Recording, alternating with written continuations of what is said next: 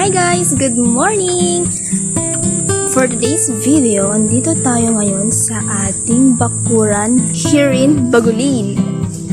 Siyempre, andito ang ating mga native na baboy. Este baboy pala nila. So, come on!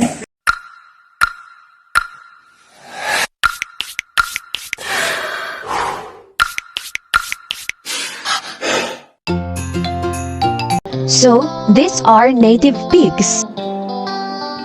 Native pigs in the Philippines are often small to medium-sized with sturdy build and short legs. They come in various colors including black, brown, and spotted patterns. These pigs are known for their resilience and ability to thrive in diverse environments including rugged terrain and tropical climates.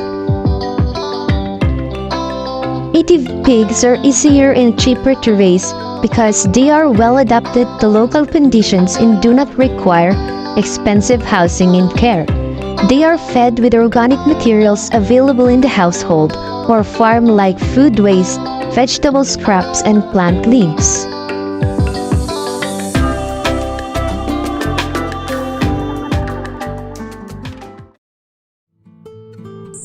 Mga native pigs talaga ang mas madalas ni-raise dito sa locality, especially here in Bagulin, because bukod sa mas madali silang alagaan compared sa mga commercial hybrids na baboy, hindi sila nagre-require ng mga high maintenance na pag-aalaga.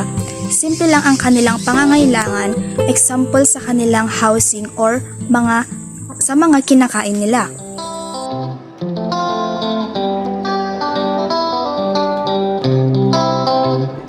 Compared to the other breeds, native pigs are more resistant to common parasites, pests, and diseases, making them an asset of high value and reliability. Native pigs are valued for their meat, which is known for its rich flavor and tenderness.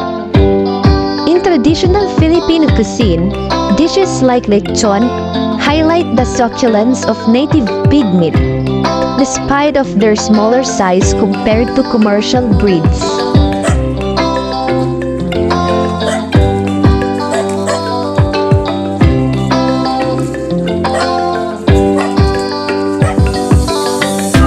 Breeding native pigs requires careful planning and implementation of effective strategies to ensure successful reproduction.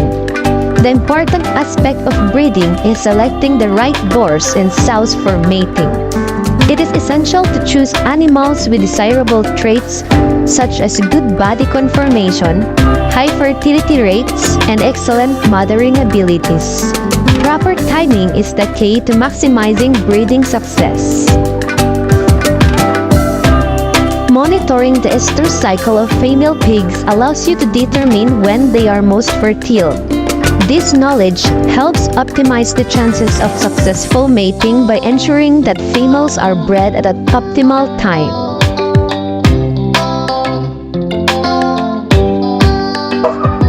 Artificial insemination is another popular technique used in native pig farming.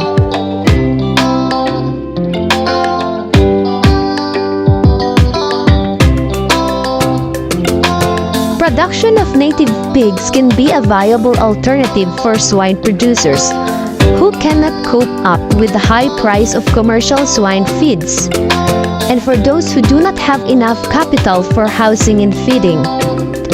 This animal can be raised without the use of chemical inputs, and as a breed, has high economic potential for those engaged in organic swine production.